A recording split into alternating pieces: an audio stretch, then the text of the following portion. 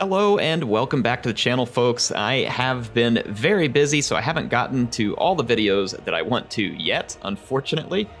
So my campaign videos, I'm getting to them as quick as I can. It's just been a crazy week at work, but I figured I could make this video a little bit quicker and get some content out there for you all. So, Crane Gunners was the next unit I wanted to cover. We covered the Little Grom, and we learned some interesting things about Little Grom. And multiple people mentioned Crane Gunners in the comments, and I had thoughts about Crane Gunners too. Personally, when I used them in early access, I was not very impressed by them. They ran out of ammo pretty quickly, didn't cause as much damage as I would like, they are slow to move, and they have firing issues to where it makes it difficult to always get them to fire from behind your line, unless you have the right terrain. They do have decent stats, like they do AP missile damage with Shield Breaker, which lowers the missile block chance, and their range is 275, which is a very long range. They have a good shield for trying to deflect incoming missile fire, but the real question with these is, why would you use them, right? And that's what I want to try and answer today. Should you use them? When would you use them? Why would you use them? Because honestly, Cathay has some great options. Jade Warrior crossbows, especially in the campaign, where you can bring these guys in large numbers and you can upgrade your Lord's skill tree with them. These things are very powerful. And then, I mean, on top of that, you got Celestial Dragon crossbowmen, which are even more insane. Yes, they cost more than the Crane Gunners, but Jade Warrior crossbowmen are cheaper. You might say, well, the difference is the range. It's huge range difference and no AP damage. Let's take a look at some different scenarios today. I've set them up. I've already played them. It's not going to be perfect, but these are just scenarios where I have my Crane Gunners shooting at different targets so we can evaluate the damage that they do. And then at the end, I'm going to show you a couple of videos using, and in the videos, I'm going to be using 2 Crane Gunners, which is 1,800 gold. At the end of the video, I'm going to show you the same scenario, a couple of those same scenarios, using 3 Jade Warrior crossbowmen, which is also 1,800 gold. And then also one scenario using 2 Celestial Dragon crossbowmen, which does cost more than that. It does cost more, but let's see what would happen if you were to pay more. So let's go jump into those scenarios and I'll talk you through them. My first thought for Crane Gunners is that they should be used against larger targets, like monstrous size targets. So large monstrous lords, monstrous infantry, cavalry, that type of stuff.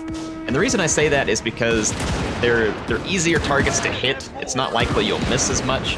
A lot of those targets do tend to be armored. Not all of them are. But anyway, I'm going to first test against a couple of targets here from the Ogre Kingdoms. I just have a cheap unit of Ogre Bulls. They have no armor, they don't have a shield, but they are a monstrous-sized unit. And then we've got a Tyrant over here who does have a lot of armor, does not have a shield. But again, a monstrous-sized unit, just to kind of see the type of damage a Crane Gunner can stack up in the amount of time that it takes the enemy to close the distance to melee, because that makes a big difference. So I'm going to pause it right there, because that's the contact point for the Ogre Bulls to land in melee. They have lost just under 50%, just under 50% of their health. And the Tyrant was also being targeted, and it has lost probably like 35% of its health. So pretty decent damage, all things considered. So let's go ahead and hit play, and let's see what happens as these units get stuck in spears, because this would be a typical formation from Cathay. Will the Crane Gunners continue to fire? Will they be obstructed? Can they get the job done? And the answer so far on these large targets is yes, they can continue to fire. They get the job done fairly well.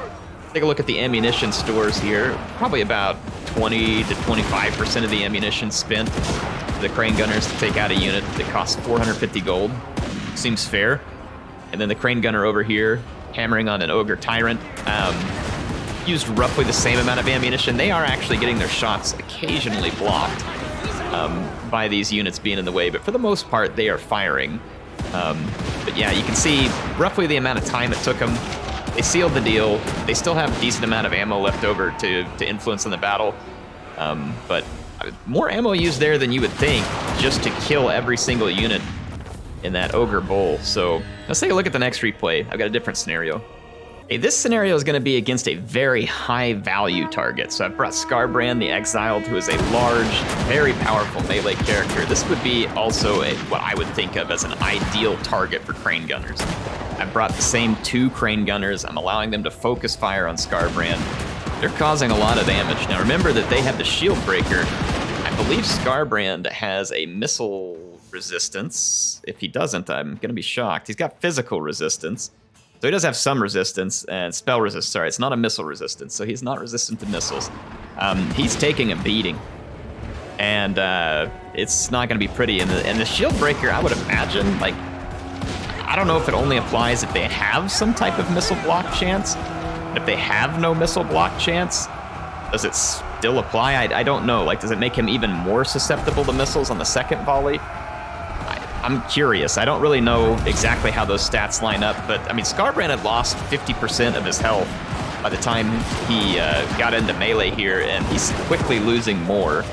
Actually, sorry, I had 3 crane gunners here. So this is 3 crane gunners. This is 1,800 gold. I apologize, I had the math wrong there. So, yeah, 1,800 gold against Skarbrand. I brought him in his extreme base format here, no extras. He was 2,600 gold. I mean, the crane gunners don't have a lot of problem hurting him. Of course, that is 3 units focused fire. Now, that's not infeasible.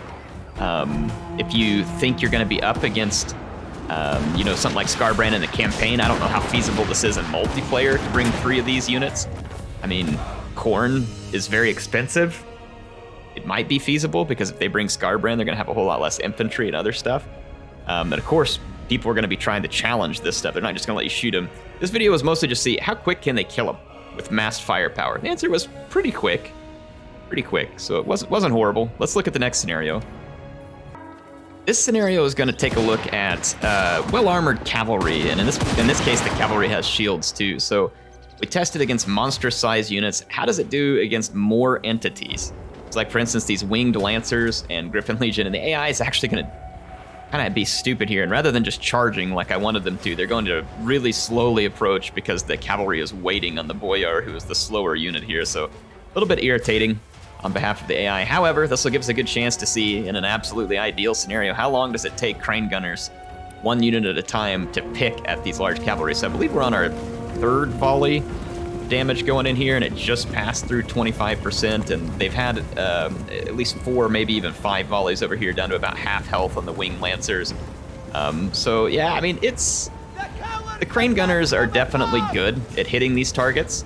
And especially with the shield breaker here, where we do know that these units have shields and they're going to become more susceptible after the initial volleys because of that shield breaker. This is pretty effective here for the crane gunners. They're able to hit these units from long range. They're able to cause damage to them from long range and make them less combat effective by the time they do reach. Now, again, AI did a terrible job here of actually getting into combat as quickly as they could, but at least it gives you some idea. Can crane gunners do some decent damage to these units feasibly before they would be able to charge? And the answer appears to be yes. Now, this one I wanted to give the crane gunners a little bit more of a challenge. I've got a unit of Chaos Warriors of Khorne. This is a heavily armored and shielded unit with a large number of entities at 75.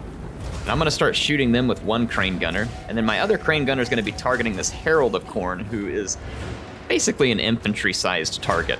I mean, slightly larger than the infantry in these, but otherwise basically an infantry-sized target. How would they do in this scenario? So, like, I'm trying to expose their strengths and weaknesses by doing this. So far against large targets, they seem to be okay. But, you know, how do they do whenever you're up against a massive infantry? Which happens a lot in the campaign, right? Khorne, for instance, in multiplayer, would be limited in the number of units they could bring because of how expensive their leaders and their cavalry and all that other kind of stuff is. But in campaign, you could easily face a full 20 stack from Khorne, and infantry is going to be a large part of it. So, and your crane gunners help pick away at that infantry effectively. And this is going to be a pretty good scenario in the sense that Khorne is a faction that's kind of slow unless you're using flesh hounds or some other things.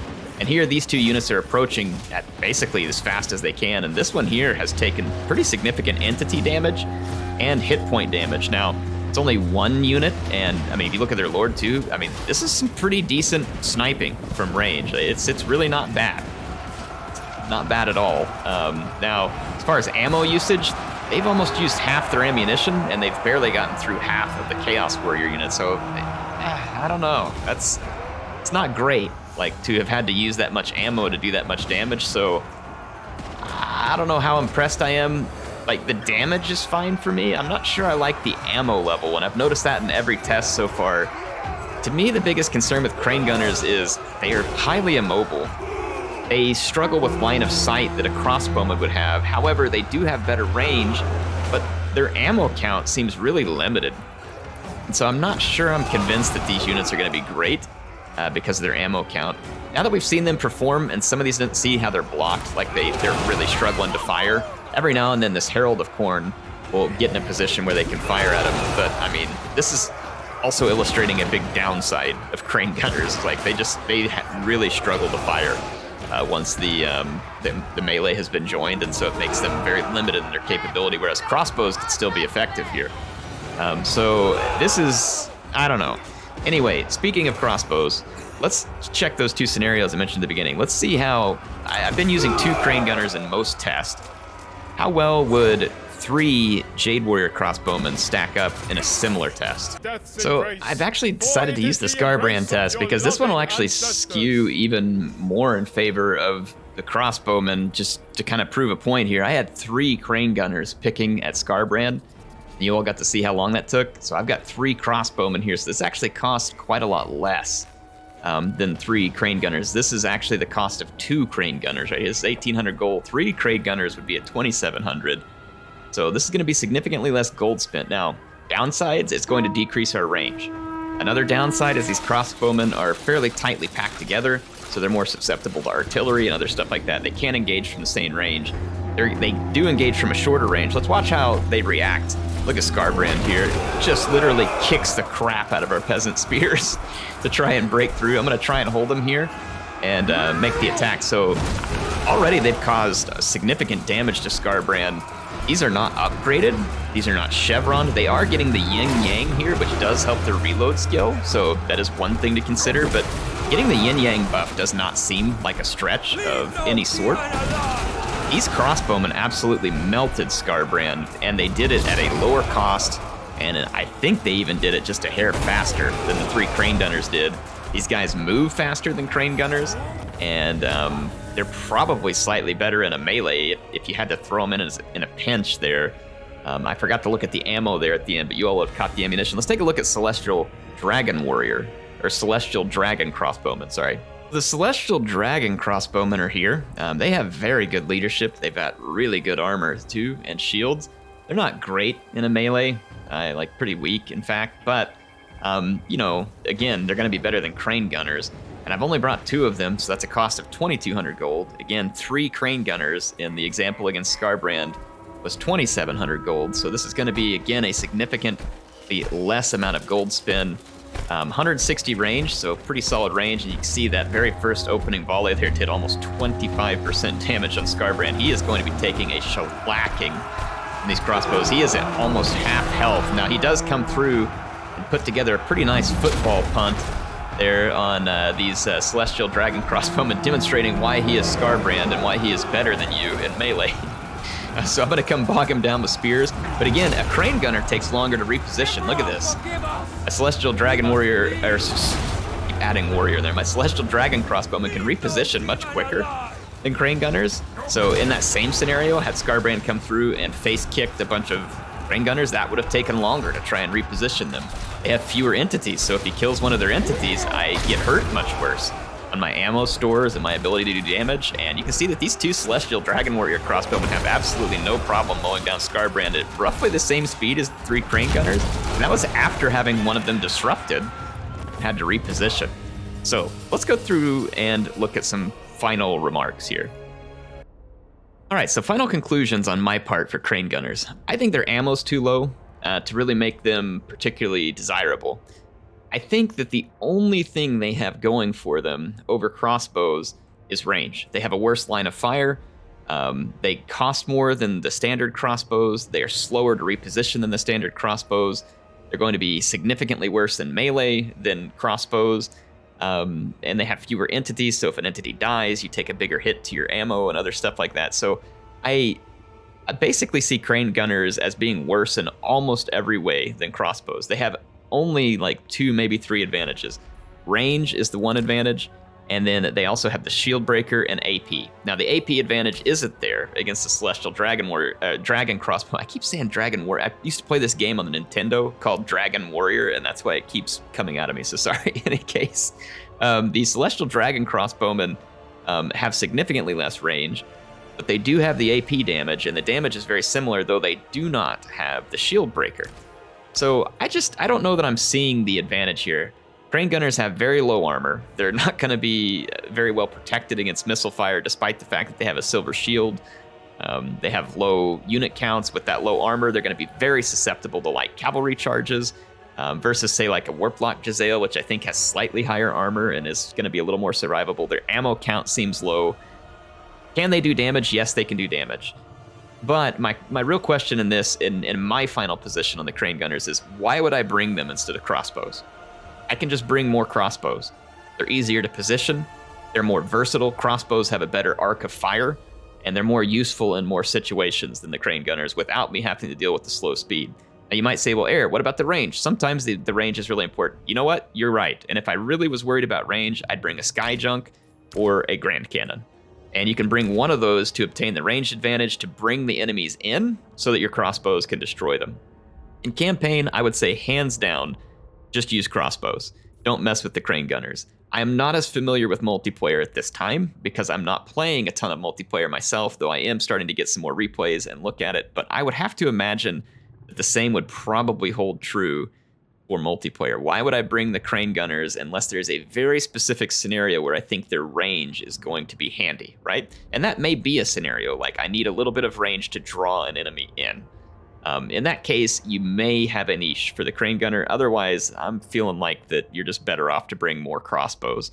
Anyway, that's my thought on Crane Gunners. I think they need an ammunition buff. If they had an ammunition buff to where they could fire for a long time in a battle and continue to do a lot of damage to large targets, then they might be worth it. I wouldn't want to see their price increase if they got more ammo, because I feel like they're already on the edge of, being useful at all. Now, if you did increase their damage, you probably wouldn't want to touch the ammo. And if you did increase their damage to where it was a lot more, you'd probably have to increase their price as well, is to differentiate them a little more in the damage pattern from, say, like a crossbowman. But I don't know, that's just my thoughts. I think they're kind of pointless, to be honest, in the current state of Cathay's roster. You all tell me what you think. HeirofCarthage signing out for now. Hope you all enjoyed this one, and I'll be back with some more content soon.